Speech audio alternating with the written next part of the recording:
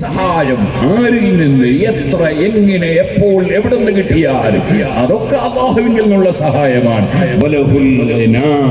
അവൻ മാത്രമാണ് അന്യാശ്രയമില്ലാത്തവൻ. അവൻ ആരിലേക്കും ആശ്രയമുള്ളവനല്ല. എല്ലാ സൃഷ്ടികളും അല്ലാഹുവിലേക്ക് ആശ്രയമുള്ളവരാണ്. ചൊല്ലിയത് കാണാം.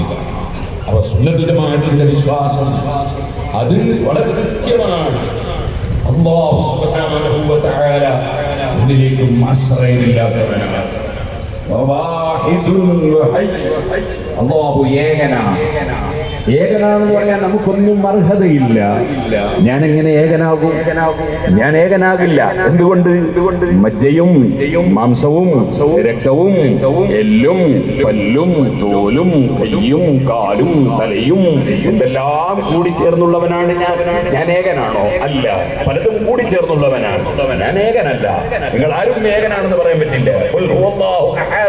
അല്ലാഹു മാത്രമാണ് ഏകൻ എന്ന് പറയാൻ പറ്റുന്നവനുള്ളത്. അല്ലാഹു സുബ്ഹാനഹു വ തആല അവനൊന്നും കൂടിച്ചേർന്നുള്ളവൻ അല്ല. അല്ലാഹുവിന് ഒരുപാട് സവിശേഷതകൾ ഉണ്ട്. അതൊന്നും